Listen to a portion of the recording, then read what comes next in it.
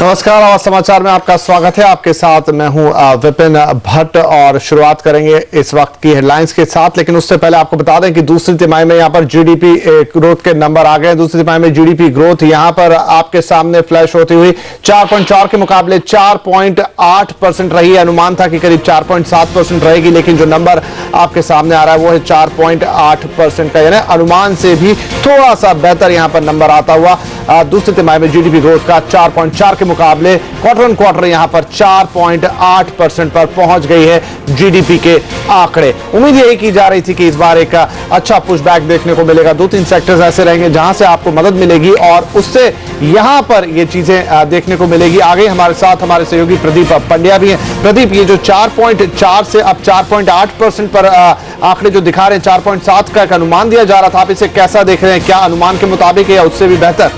अनुमान के मुताबिक कहेंगे, क्योंकि अलग अलग एजेंसीज के जो पोल सामने आए थे तो हमारा अनुमान 4.7 था। कुछ और पोल्स अगर आप देखें तो 4.6 या 4.8 पे भी थे। उस लिहाज से इसके अपर एंड पे हम कह सकते हैं आया है कुल मिलाकर, अगर आप पोल ऑफ पोल्स जैसा करके देखें उस लिहाज से ठीक है, कोई बहुत बड़ा सरप्राइज नहीं है। लेकिन हमने ये बताया था कि 4.7 का हमारा अनुमान जरूर है, पर एक पॉजिटिव सरप्राइज की हम यहाँ पर उम्मीद रखते हैं और वैसा ही देखने को मिला है। एग्रीकल्चरल ग्रोथ 4.6% आई है, हमारा अनुमान 3.1 का था, तो उससे कहीं बेहतर एग्रीकल्चरल ग्रोथ दरअसल आती हुई दिखाई दे रही है। तो ऐसी स्थिति में शायद मिस सर्विसेज में होगा, ऐसी आशंका मुझे लगती है। उस आंकड़े का भी हमें इंतजार है। फिलहाल जो डिटेल्स हमारे पास आ रहे हैं वो यही है। एग्रीकल्चरल ग्रोथ 4.6 पे आई है, 0.2% के सामने एक बड़ा जंप है। हमारे अनुमान से भी थोड़ा बेहतर होते हुए ये आंकड़ा नजर आ रहा है।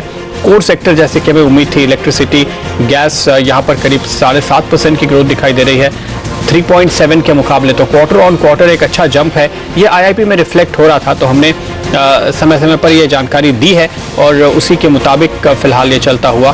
फाइनेंशियल सर्विसेज की ग्रोथ रेट 10% पे दिखाई दे रही है 8.9 के मुकाबले। तो पिछले तिमाही के मुकाबले यहाँ पर हम एक अच्छा इम्प्रूवमेंट आते हुए देख रहे हैं। एग्रीकल्चरल ग्रोथ जैसे कि हमने आपको बताया वो बेहतर है। सर्विसेज का आंकड़ा अभी तक मुझे देखने को नहीं मिला है। कंस्ट्रक्शन ग्रोथ के आंकड़े 4.3% पे हैं 2.8 के मुकाबले। माइनिंग नेगेटिव से पॉजिटिव में आते हुए दिखाई दे रहा है, तो ये एक और बेहतर आंकड़ा फिलहाल हमारे सामने है। धीरे धीरे डिटेल्स निकल कर आते हुए अब तक फिलहाल ये नंबर्स हैं हमारे सामने। और माइनिंग का आंकड़ा अभी नेगेटिव ही है, दरअसल -0.4% पर ही दिखाई दे रहा है। वो शायद आपको सुधरता हुआ दिसंबर क्वार्टर में फाइनल दिखाई देगा। तो प्रदीप, जैसा आपने कहा कृषि के नंबर्स यहाँ पर सुधर गए हैं, बाकी और नंबर्स भी आ रहे हैं जो आपने बताया वो बेहतर होते हुए ही लग रहे हैं। लेकिन एक मैन्युफैक्चरिंग और एक्सपोर्ट सेक्टर जब हम बात कर रहे थे दिन में, तो ये दो सेक्टर और थे कृषि के अलावा जहां पर उम्मीद की जा रही थी कि कुछ बेहतरी होगी जिससे आंकड़े अच्छे नजर आएंगे। हालांकि अभी तक साफ नहीं तस्वीर, लेकिन उम्मीद करते हैं कि शायद मैन्युफैक्चरिंग और एक्सपोर्ट सेक्टर पर भी यहाँ पर सर्विसेज ग्रोथ जैसे कि मैं कह रहा था वो आंकड़ा आया है और वो है 5.9% पे 7.5% था पिछली बार। तो उस लिहाज से यहाँ पर एक बड़ा डिसअपॉइंटमेंट है। मेरे ख्याल से हमारे भी जो अनुमान थे उसमें हम सर्विसेज में कहीं बेहतर ग्रोथ की उम्मीद कर रहे थे। हमारे साथ हमारे एक्सपर्ट सब जुड़े हैं, आइए उनकी राय लेते हैं। इकरा की सीनियर इकोनॉमिस्ट अदिति नायर और Larsen and Toubro infra finance के सीईओ सुनीत माहेश्वरी हमारे साथ जुड़ते हुए, साथ ही साथ बाजार के विशेषज्ञ प्रकाश दीवान भी हमारे साथ आगे जुड़ेंगे। लेकिन सबसे पहले अदिति, आपकी राय कैसे देखती हैं आप सर्विसेज को देखकर? थोड़ा डिसअपॉइंटमेंट? Actually not really. हमने सर्विसेज का 5.8% का एक्सपेक्टेशन रखा था और उसमें एक फैक्टर ये था Q1 से Q2 के गिरावट जो हमने एक्सपेक्ट करी थी वो ये थी कि जो community social and personal services का सब सेक्टर है जिसमें गवर्नमेंट स्पेंडिंग का एक अहम पोर्शन रहता है, उसमें हमने एक्सपेक्ट किया था कि काफी एक डिसेलरेशन आएगी।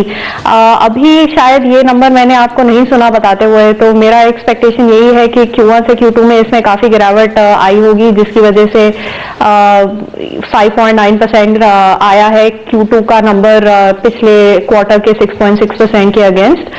क्योंकि आप जैसे कह रहे थे फाइनेंसिंग का तो एक्चुअली इम्प्रूवमेंट है, तो शायद इसके साथ साथ फिर ट्रेड के सब सेक्टर में भी एक बहुत ही म्यूटेड ग्रोथ देखने को मिलेगी। बिल्कुल, यहाँ पे फिलहाल ये सीमित डिटेल्स हमारे सामने हैं। पूरी रिपोर्ट, पूरे आंकड़ों का अभी भी हम इंतजार कर रहे हैं, पर कुल मिलाकर जो नंबर्स अब तक सामने आए हैं वो उम्मीद के मुताबिक ही कहे जाएंगे या उम्मीद से थोड़ा बेहतर या जो सबसे बेहतर उम्मीद की जा रही थी वो हम कह सकते हैं, उस लिहाज से ये आंकड़े निकल कर आते हुए। लेकिन अब यहाँ पर आपको क्या लगता है आदित्य, आरबीआई इस आंकड़े को किस तरीके से देखेगा, उनके फैसले पर इसका क्या असर होगा? देखिए, ये जो आंकड़ा है अब Q2 का है और अभी पिछले आगे आने वाले 2 हफ्तों में हमको और काफी डेटा मिलने वाला है जो ज्यादा फ्रीक्वेंट होगा। जैसे अभी कोर सेक्टर का और आईआईपी डेटा मिलेगा अक्टूबर का, और साथ ही साथ एक्सपोर्ट्स का डेटा मिलेगा नवंबर का। तो मेरे ख्याल से ये पुराने आंकड़ों के साथ साथ जो अभी आने वाले आंकड़े हैं वो भी काफी इंपॉर्टेंट रहेंगे आरबीआई के डिसीजन में, पर्टिकुलरली गिवन दैट आपको रोकना पड़ेगा। हमारे पास यहाँ पर प्रधानमंत्री की आर्थिक सलाहकार परिषद के चेयरमैन डॉक्टर सी रंगराजन मौजूद हैं। Doctor Rangarajan, what's your first reaction to these numbers? I think these numbers are little encouraging. It shows a higher growth rate in the quarter than in the previous quarter. And going ahead, I would believe that it is still possible to get a growth rate of 6% in the subsequent quarters, so that we can get an overall growth rate of 5% or 5%, a shade above 5%. Therefore, the numbers are encouraging. While you are still optimistic about the overall full year number, sir, in fact, in the second half, while we are already in the end of November, and in fact, monetary situation has kind of tightened. Rates have only gone up and not down. And what is now being reported in media is that even the fiscal stimulus that way could be much lower, or there could be a huge cut in plan expenditure that would again dampen the overall demand and the GDP growth in the economy. Don't you think so, sir? Well, even in Q2, you will find that the one of the services category, namely the public services, community services, and so on, the growth rate has been projected at a much lower rate than Q1. So that is an indication. But nevertheless, I think the major factors that will be driving the higher growth in the Q3 and Q4 will be the pickup in agriculture, the consequent increase in the rural demand, and also the pickup in exports. And we must also see some impact of the various actions taken by the government in the last 6 months in terms of liberalization of the foreign direct investment in various sectors, price changes, and so on. So that is the effect that you will see in the Q3 and Q4. And we are really not asking for a very high growth rate. I think 6% rate of growth in the Q3 and Q4 in the context of a good monsoon, in the context of a good rural demand is possible. So overall, actually, you believe that the export-driven revival in industry and monsoon-driven revival in agriculture that way would kind of offset whatever cuts government is planning? I think these are the major factors that will contribute to the pickup in the Q3 and Q4. Dr. Rangarajan, overall, but do you really expect this momentum to build up going forward, or this could just be a kind of, for the time being, for a quarter or two that we see this improvement, because overall sentiments have remained weak in the economy? No, I think the full impact of the various measures, particularly the actions taken by the Cabinet Committee on Investment, will be felt in the coming fiscal, because even though the projects have been cleared, after the clearances it takes a bit of a time before they fructify into actual investment expenditure. Therefore, in this year and in the next few quarters, we are not expecting any big impact of the clearances. But the impact of that will be felt in the coming fiscal, and therefore I believe that if going ahead, the next fiscal should show improvement over the current fiscal, and we shall move on to the higher growth path.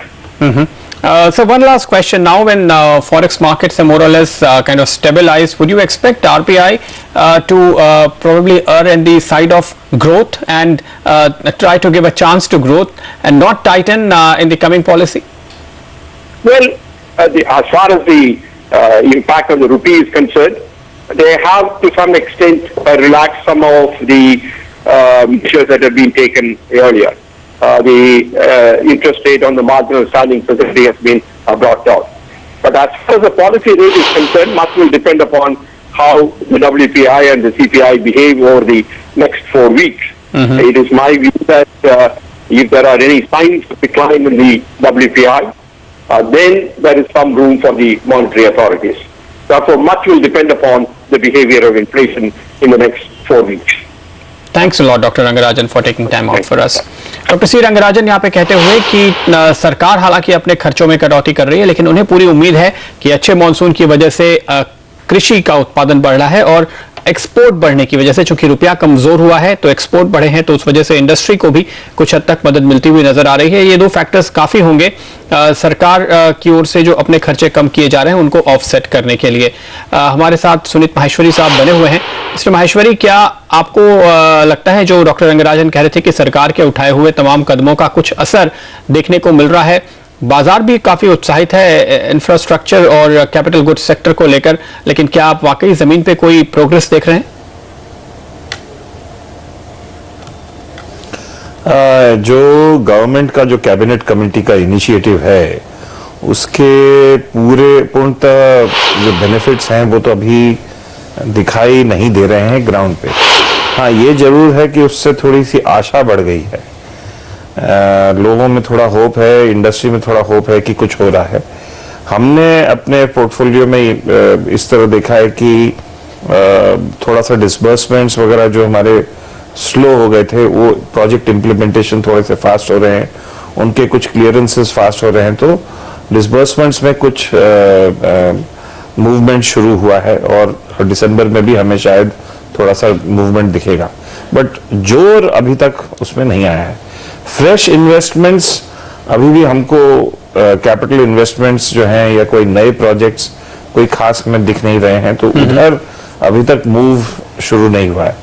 But मेरे हिसाब में अगर ये जो कुछ 7.5 लाख या 8 लाख करोड़ के projects हैं, अगर इनमें से 60% तक भी ये प्रोजेक्ट्स के क्लियरेंसेस हो जाएं तो उससे काफी इंप्रूवमेंट आ जाएगा। ओके, यहाँ पर सुनीत जी, अगर हम तमाम सेक्टर्स को देखें तो सिर्फ सर्विसेज को छोड़ दें जहां पर मामूली सा हमको थोड़ी निराशा देखने को मिल रही है, लेकिन अगर माइनिंग की बात करें, electricity, financial services, industry, manufacturing, कृषि, यहाँ तक कि क्योंकि मानसून अच्छा रहा था तो एक पॉजिटिव साइन आ रहा है। आपको लगता है कि ये जो एक साइकिल यहाँ से बनेगा, एक जो डोल्ड्रम यहाँ से शुरू होगा, एक जो रफ्तार मिलेगी, अब वो आगे भी हमको जाते हुए दिखाई देगी, या फिर इनसे ज्यादा खुश होने की जरूरत नहीं है?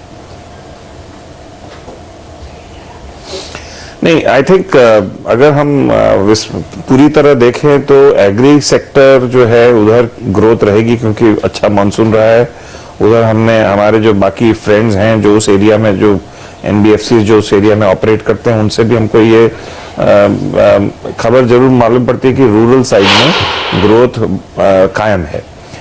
जो एक्सपोर्ट लेड मैन्युफैक्चरिंग कंपनीज हैं वहां भी ग्रोथ आती हुई दिखती है, लेकिन जो इंफ्रास्ट्रक्चर और कैपिटल गुड्स या जो कोर सेक्टर के प्रोजेक्ट्स हैं उधर जो क्लियरेंसेस हैं वो हालांकि कैबिनेट कमेटी के लेवल पे कुछ हद तक शुरू हो गए हैं, बट उनका ऑन ग्राउंड अभी तक पूरा अमल होना, हमें उसके पूरे बेनिफिट्स नहीं दिख रहे हैं।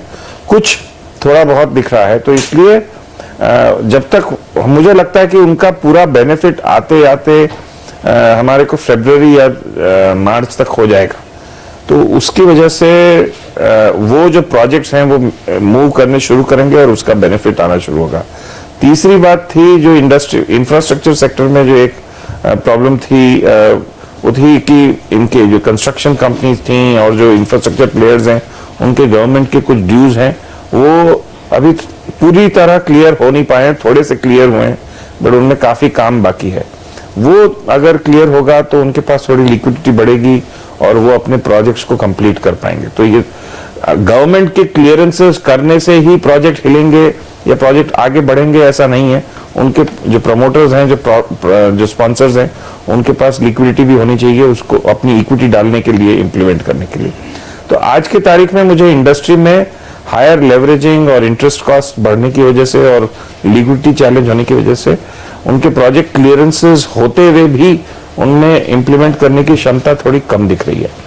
पावर सेक्टर के जो प्रोजेक्ट्स हैं उनके कोल के जो इश्यूज हैं थोड़े हद तक क्लियर हुए हैं, बट अभी भी काफी उस पर काम बाकी है और कोल अगर क्लियर भी हो जाएगा तो उसमें लॉजिस्टिक्स के जो है कोल को पावर प्लांट तक लेके आना, वो उस पर अभी भी काम जारी है।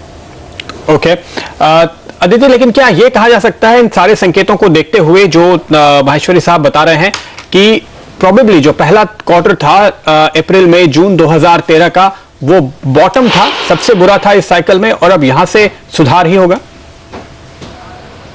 बिल्कुल, हमारी यही व्यू रही है काफी महीनों से कि जो Q1 का 4.4% ग्रोथ था वो ही एक बॉटम था, और आगे जाके हमें थोड़ी सी माइल्ड इंप्रूवमेंट देखने को मिलेगी over the course of fiscal 2013-14, और Q2 का डेटा सर्टेनली उसी ट्रेंड के हिसाब में ही है।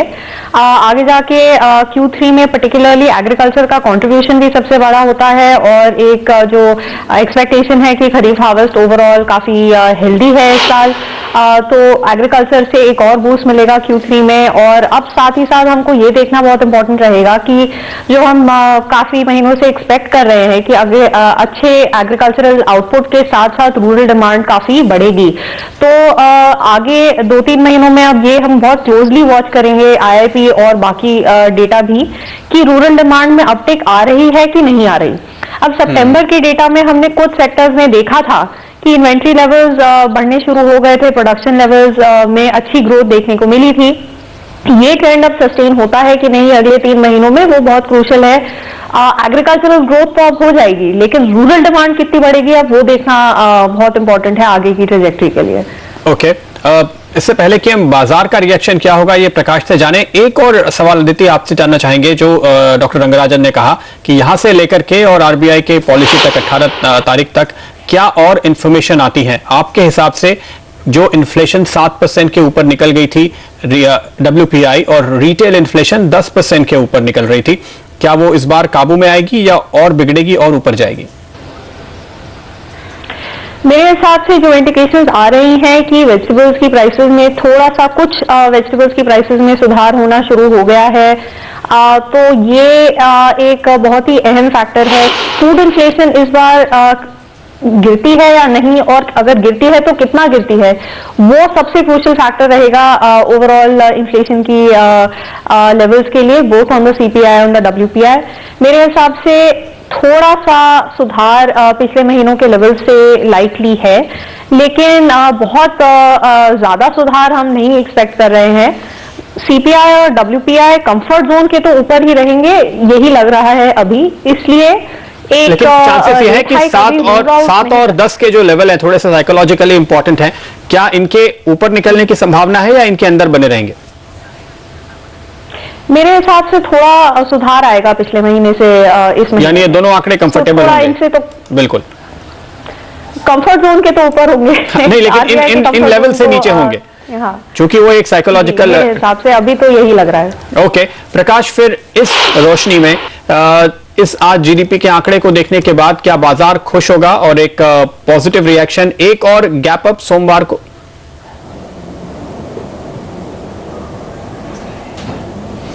तो देखिए गैप अप जरूर होगा अगर कोई वीकेंड पे इंटरनेशनल क्यूज से कोई नेगेटिव न्यूज नहीं आती तो। मैं समझता हूँ ये सुबह तक आज मार्केट जब तक थी तब तक ये हम इसको नॉन इवेंट गिन रहे थे GDP के आंकड़े को, लेकिन ये इसलिए अहम इंपॉर्टेंट चीज इसमें ये आई है कि जो ग्रोथ हमने इंप्रूवमेंट देखी और जिसको जो मार्केट डिस्काउंट करा है, रिमेंबर मार्केट हमेशा एक लीडिंग इंडिकेटर माना जाता है, तो जो आगे चल के जो इंप्रूवमेंट की उम्मीद हो रही है खास करके जिस हिसाब से कैप गुड्स और इंफ्रास्ट्रक्चर जो हमेशा लास्ट में चलते हैं वो चलना शुरू हुए हैं, तो मेरे हिसाब से डेफिनेटली मार्केट का जो मोमेंटम है वो बरकरार जरूर रहेगा। तो आज आप 6200 के अगर लेवल पे हैं तो इससे जो नीचे आने की जो एक संभावना रहती है वो काफी हद तक घट जाएगी, और मे भी मार्केट में थोड़ा सा लिक्विडिटी के हिसाब से एक नए ऑल टाइम हाई की तरफ जाना और भी इजी बन जाएगा।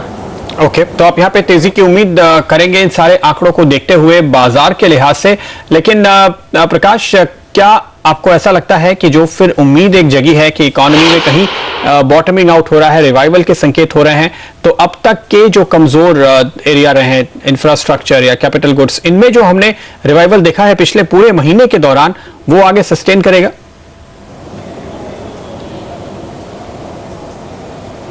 मेरे हिसाब से करेगा और वो थोड़ा और ब्रॉड बेस हो जाएगा प्रदीप। जो हमने अभी जो देखा है कैप गुड्स में, वो एक बड़ी बड़ी दिग्गज कंपनियों के इंप्रूवमेंट में देखा है कि L&T या BHEL हो गया या सीमेंस हो गया। अब आपको जो छोटे प्लेयर्स हैं जैसे थर्मैक्स है, TRF है, BGR एनर्जी है, इस टाइप की जो कंपनीज है वहां भी इसका एक इंप्रूवमेंट दिखता हुआ जो सेकेंडरी लेवल पे दिखेगा। और खास करके बैंकिंग में भी इसका इनडायरेक्ट असर मुझे लगता है काफी अच्छा खासा पड़ सकता है, जो निफ्टी पे एक अपलिफ्ट जैसा जो मोमेंटम है निफ्टी के ऊपर, उसमें पॉजिटिवली वो अपलिफ्ट उसको दे सकता है। ओके, तो ये सारे संकेत यहाँ पर फिलहाल पॉजिटिव होते हुए नजर आ रहे हैं। ओवरऑल 4.8% का आंकड़ा बाजार को खुश करेगा, ऐसी उम्मीद बाजार के एक्सपर्ट्स को है। और इकोनॉमिस्ट भी हमें इस बात का भरोसा दिला रहे हैं कि जो सबसे कमजोर क्वार्टर था पहली तिमाही यानी जून का क्वार्टर, और इसके बाद अब यहां से एक साफ तौर पे रिवाइवल के संकेत हैं। मिस्टर माहेश्वरी, जैसे कि आप कह रहे थे काफी हद तक आपको जो एक थोड़ी सी शुरुआत होती हुई नजर आ रही है, एक्टिविटी में थोड़ा एक्शन नजर आ रहा है। इस समय सभी लोगों के दिमाग में जो बाजार के नजरिए से देखते हैं वो ये सवाल होता है कि क्या कोई मीनिंगफुल रिवाइवल वाकई इकोनॉमी में या कैपिटल एक्सपेंडिचर में देखा जाएगा जब तक कि चुनाव नहीं हो जाते, जब तक राजनीतिक तस्वीर साफ नहीं हो जाती? नहीं, मैं आपको सिर्फ एक कहना चाहूंगा कि दो सिचुएशन है, एक जो पुरानी सिचुएशन है और आगे क्या होगा। पुराने जितने ये प्रोजेक्ट्स हैं जो इम्प्रूव नहीं हो रहे हैं, वो कैबिनेट कमेटी के इनिशिएटिव से कुछ हिलने शुरू होंगे। और इन जो ये क्लियरेंसेस अभी दिए गए हैं करीब 2-2.25 लाख करोड़ के, वो प्रोजेक्ट्स के इम्प्लीमेंटेशन कुछ हद तक शुरू हुआ है, बट जोर में नहीं पकड़ा है, क्योंकि जो प्रमोटर्स हैं उनके पास अभी लिक्विडिटी नहीं है। और सो वो जैसे ही लिक्विडिटी थोड़ी सी उनकी इंप्रूव होगी, और वो लिक्विडिटी इंप्रूव होगी उनकी, अगर सेंट्रल गवर्नमेंट और उनके जो ड्यूज हैं वो थोड़े से क्लियर होने हों, तो ये दोनों अगर हों साथ में, तो मेरे ख्याल में ये मूवमेंट हमको थोड़ा जल्दी दिखेगी। फिर भी मेरी ऐसी आशा है कि मार्च तक हमें, क्योंकि ये काफी सारे प्रोजेक्ट क्लियर होंगे, तो उसका कुछ रिएक्शन कैपिटल गुड्स और इंफ्रास्ट्रक्चर के जो प्लेयर्स हैं और कंस्ट्रक्शन सेक्टर में हमें उसका कुछ दिखना शुरू होगा। नए इन्वेस्टमेंट्स के लिए हमारे ख्याल में अभी और भी समय है।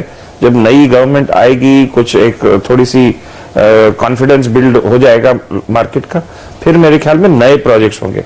फिलहाल मेरे हिसाब में 5% या जो भी इकोनॉमिस्ट बोल रहे हैं कि उससे थोड़ा ज्यादा हो या जो भी हो, उतना ग्रोथ ये अगर पुराने प्रोजेक्ट्स मूव होने शुरू हो जाए, मेरे ख्याल में उससे भी हो जाएगा। ओके, अदिति, दूसरा जो सवाल फिर लोगों के दिमाग में होगा, आरबीआई ने काफी हद तक रुपए पे फोकस रख के सारे फैसले लिए हैं पिछले दिनों में, अगर आप देखें जुलाई से लेकर के अब तक, क्या उस पर अब एक कंफर्ट लेवल आपको दिखता है कि आरबीआई को रुपए की भी फिक्र ना हो? अगर इन्फ्लेशन आप कह रही हैं कि थोड़ा सा सुधार दिखाएगा, तो शायद अब पीक आउट हो रही है, ऐसी उम्मीद जगेगी कि अगर आरबीआई गवर्नर चाहे तो एक मौका दे दें और कहें कि ठीक है 1.5 महीने बाद मेन पॉलिसी में देखेंगे, मिड क्वार्टर जाने दें। रुपए को लेकर के भी क्या ऐसा कंफर्ट होगा? देखिए, रुपए के मूवमेंट में तो ग्लोबल और डोमेस्टिक फैक्टर्स दोनों ही बहुत इंपॉर्टेंट रहेंगे। अभी भी कुछ इंटरनेशनल इवेंट से भी रुपए का मूवमेंट पे काफी असर आएगा। इस बार के दिसंबर के महीने की FOMC की मीटिंग और आगे जाते भी टेपर रिलेटेड जो भी टाइमलाइन है वो भी अभी रहेगी इम्पोर्टेंट।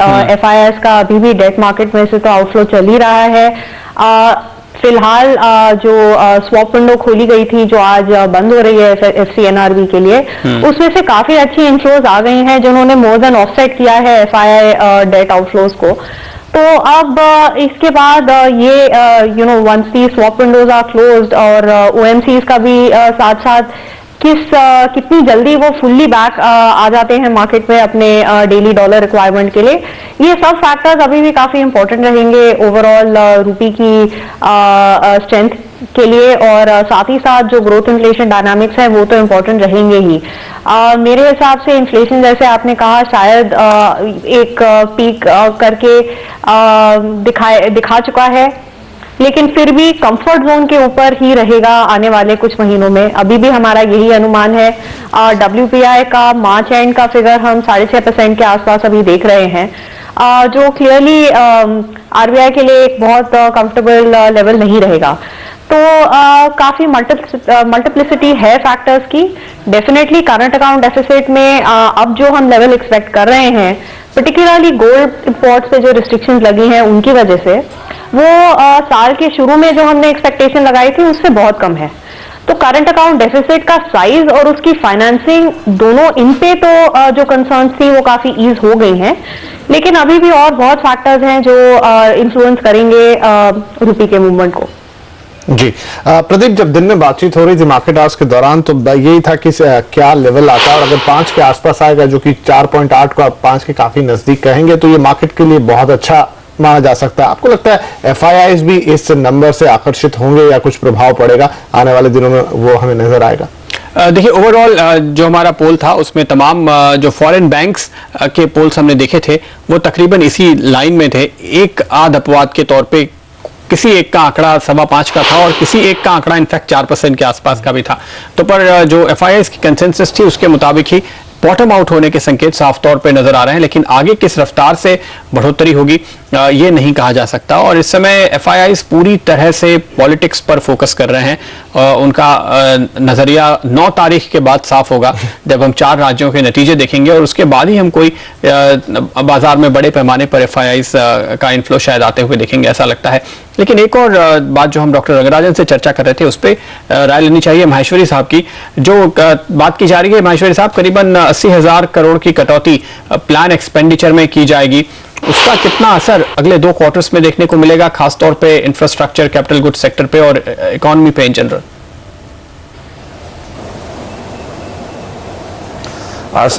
देखिए, अगर वो 80,000 करोड़ लास्ट ईयर में तो हमने जो देखा था उसका असर पड़ा था पेमेंट्स क्राइसिस क्रिएट करने में, मतलब वो उससे पेमेंट्स क्राइसिस हो गया था। सरकार के कुछ एक्सपेंसेस थे जो उन्होंने इनकर कर लिए हैं, वो पेमेंट्स नहीं दिए हैं।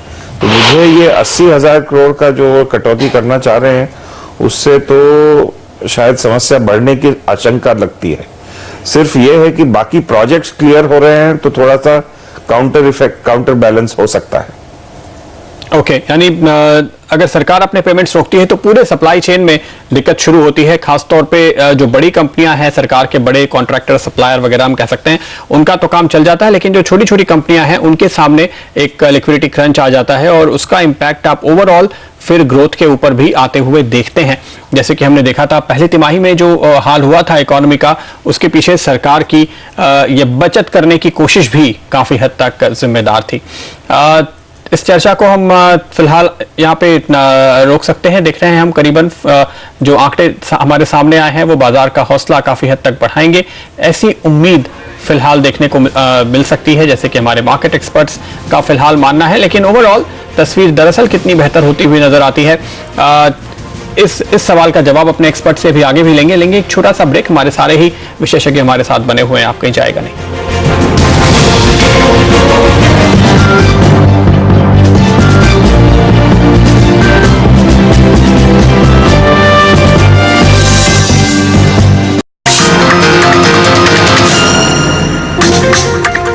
जीडीपी के आंकड़े अनुमान के मुताबिक ही रहे हैं। 4.4 से बढ़कर अब जीडीपी 4.8% पर पहुंच गई। जहां तक इस क्वार्टर की बात है, हम कर रहे थे दिन भर हमने बात की कैसा रहेगा अनुमान, तो 4.8% पर ये जाती हुई। और एक पैनल हमारे साथ है जिसमें शामिल है senior economist Aditi Nair, Larsen and Toubro infra finance के CEO सुनीत माहेश्वरी और प्रकाश दीवान वेल्थ सर्किल के प्रकाश दीवान, और साथ में हमारे बैंकिंग एडिटर प्रदीप पंड्या। बातचीत हो रही है इन जीडीपी आंकड़ों पे। प्रदीप, हमने जो पिछले आधे घंटे में बातचीत की तो क्या उसका सार ये निकाला जा सकता है कि आगे चलते हुए अब जिस एक पुल बैक की बात कर रहे थे इकोनॉमी में, वो पुल बैक अब एक तरीके से मिल गया, वो स्ट्रिंग खिंच गई है और अब चीजें आगे ही रोल होंगी?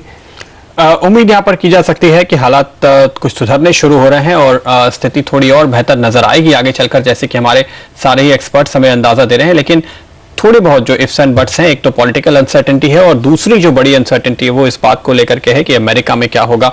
टेपरिंग की चिंता लगातार सभी लोगों को परेशान किए हुए है। प्रकाश, जैसे आरबीआई गवर्नर ने पिछली बार कहा भी था कि अब हम टेपरिंग के लिए कहीं ज्यादा बेहतर स्थिति में हैं, तैयार हो रहे हैं, क्या आपको ऐसा लगता है?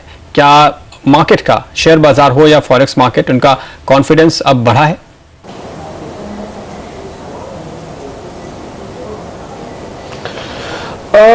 इसमें ऐसा है प्रदीप जी की टेपरिंग किस क्वांटम में, किस मात्रा में होती है उस पर काफी निर्भर करेगा। अगर जो कुछ अनुमान लग रहे थे कि 85 बिलियन से 10 बिलियन घट सकता है, उस 85 बिलियन में से 10 घट सकता है, तो उससे मैं नहीं समझता कि इतना मेजर अपसेट होगा, क्योंकि हमारी करेंसी 61, 63 के बैंड में अच्छी खासी कंसोलिडेट हुई है और अब एक स्ट्रेंथ जो बनी हुई है उससे एक कॉन्फिडेंस ये आ रहा है कि जहां क्रूड प्राइसेस भी सॉफ्ट रहेंगे, हमारे एक्सपोर्ट्स में भी थोड़ा सुधार है, तो एक definitely we are in a better position than what we were 3 months back.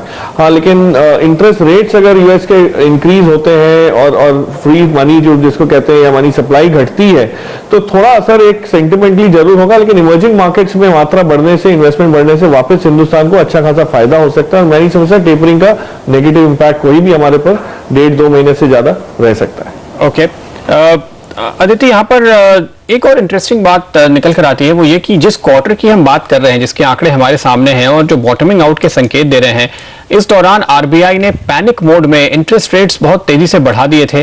तो इनफैक्ट ये समझा जा रहा था कि उस क्वार्टर में तो ग्रोथ पे बड़ा प्रेशर दिखाई देगा, लेकिन ऐसा हुआ नहीं है शायद। एक्चुअली आरबीआई के रेट हाइक्स का कम से कम 2 से 3 क्वार्टर के लैग में ही इम्पैक्ट आता है, इतना इमीडिएट इम्पैक्ट यूजुअली होता नहीं। और पर्टिकुलरली जो हमने पहले देखा कि शॉर्ट टर्म रेट्स काफी बढ़ गए थे जुलाई के बाद, उसके बाद वो ईज हुए, लेकिन लॉन्ग टर्म रेट सितंबर अक्टूबर में रेपो रेट हाइक होने की वजह से बढ़ गए, तो थोड़ा सा balancing on balance of course rates did go up, but इतना इमीडिएट इनका इम्पैक्ट टिपिकली रहता नहीं है। इमीडिएटली जो हमने देखा शॉर्ट टर्म रेट्स बढ़ने के बाद सीपी मार्केट में काफी क्वांटम काफी गिर गया था, लेकिन बैंक जो क्रेडिट ग्रोथ है वो काफी बढ़ गई थी, तो थोड़ा सा एक मार्केट से दूसरी मार्केट में हमने शिफ्ट देखा पिछले क्वार्टर में। और ओवरऑल जैसे अभी कह रहे थे आपके गेस्ट कि हम डेफिनेटली अब जो डोमेस्टिक पॉलिसीज गवर्नमेंट और आरबीआई ने इम्प्लीमेंट करी है पिछले क्वार्टर में, उनसे टेपरिंग को विथस्टैंड करने की जो क्षमता है वो बढ़ी डेफिनेटली है। एक जो गोल्ड इंपोर्ट्स पे रिस्ट्रिक्शन लाया गया है उससे है तो ये एक आर्टिफिशियल जरिया, डिमांड कम नहीं हुई है, एक्सेप्ट ऑफ कोर्स आपके कस्टम्स ड्यूटी हाइक से थोड़ी जो डिमांड कम हुई है, लेकिन जो कंजम्पशन डिमांड है वो अभी भी है, लेकिन सप्लाई हैज बीन रिस्ट्रिक्टेड और उसकी वजह से एक बहुत ही विजिबल इम्पैक्ट है आपके मंथली मर्चेंडाइज ट्रेड बैलेंस पे भी, और जो हम एक्सपेक्ट कर रहे हैं Q2 onwards current account deficit में भी वो बहुत ही एक विजिबल इम्पैक्ट देखने को मिलेगा। एक ये जिससे साइज पे इम्पैक्ट आया, दूसरा जैसे मैं पहले कह रही थी financing of the current account deficit पे भी जो FCNRB और बैंक ओवरसीज बोरोइंग की स्वैप विंडो, ये वाली जो पॉलिसीज इंट्रोड्यूस की आरबीआई ने, और साथ ही साथ OMCs को जो मार्केट से हटा दिया, इन पॉलिसीज की वजह से काफी सुधार आया है ओवरऑल सेंटिमेंट में। तो जो भय था मार्केट में जुलाई अगस्त में, आई थिंक उस पे तो काफी इंप्रूवमेंट अब देखने को मिल रही है, तो द सिचुएशन इज बेटर। अब इसीलिए ग्रोथ इन्फ्लेशन डायनामिक्स और फिस्कल डेफिसिट जो हैं वो वापस फोकस में, एक शार्पर फोकस में हम देख रहे हैं, क्योंकि पहले जो हमने 4 महीने करंट अकाउंट डेफिसिट पे फोकस रखा था, अब वो कंसर्न्स काफी ईज हो गई हैं। बिल्कुल, तो इस स्थिति में फिर अगर आप हमें एक बार फिर से बताएं, पूरे साल के लिए, अगले 2 क्वार्टर्स के लिए किस तरह के ग्रोथ के अनुमान आप खुद लेकर चल रही हैं? देखिए, मेरा अभी अनुमान 4.7% to 4.9% का बैंड है पूरे साल के जीडीपी ग्रोथ के लिए।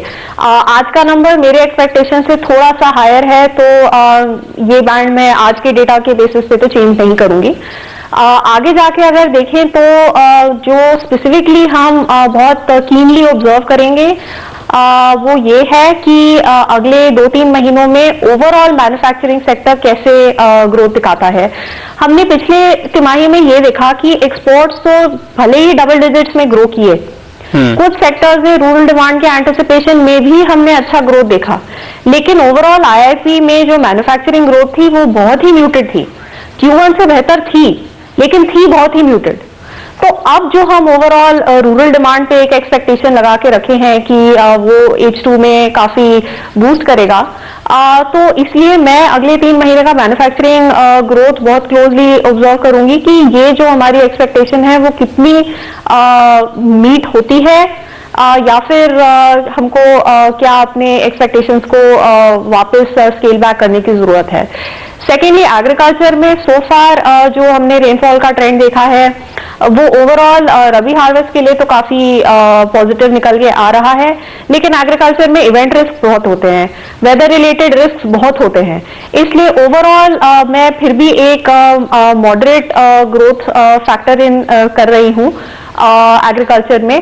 लेकिन इसमें से एक पॉजिटिव सरप्राइज डेफिनेटली निकल के आ सकता है अगर ये जो इवेंट रिस्क नहीं कोई हो आगे जाके, जैसे कि ये जो अभी साइक्लोन आने वाला था आंध्रा के कोस्ट पे, आई थिंक उसकी इंटेंसिटी पहले से अब कम मानी जा रही है, तो चलिए वो एक इवेंट रिस्क नहीं होगा। ऐसे हमने अलग अलग जगहों पे देखा पिछले 3 महीने में कि बहुत भारी रेनफॉल होने की वजह से स्पेसिफिक एरियाज में काफी इम्पैक्ट आया एग्रीकल्चर पे, तो मैं अभी भी एक मॉडरेट एग्री ग्रोथ लेके चल रही हूँ, जिसमें से एक पॉजिटिव सरप्राइज डेफिनेटली आ सकता है। तो प्रदीप, यहाँ लगता है इस पूरी बातचीत से यही कि एक पॉजिटिव आउटकम की तरह से देखा जा रहा, और कि यहाँ से जो खासतौर पे सेंटिमेंट वाली बात थी जिनको लेकर काफी ज्यादा चिंताएं थी, पॉजिटिव सेंटिमेंट को ये फ्यूल करेगा। बिल्कुल ऐसी उम्मीद आप यहाँ पे फिलहाल कर सकते हैं। वक्त है इजाजत लेने का अपने सारे ही एक्सपर्ट से। बहुत बहुत शुक्रिया आप सभी का इस चर्चा में शामिल होने के लिए। और लेकिन यहाँ पर प्रदीप हम इस चर्चा को खत्म कर रहे हैं, लेकिन आवाज समाचार आपके लिए जारी रहेगा इस ब्रेक के बाद भी कुछ और खबरों के साथ। आप कहीं मत जाइए, तुरंत हाजिर होते हैं इस छोटे से ब्रेक के बाद।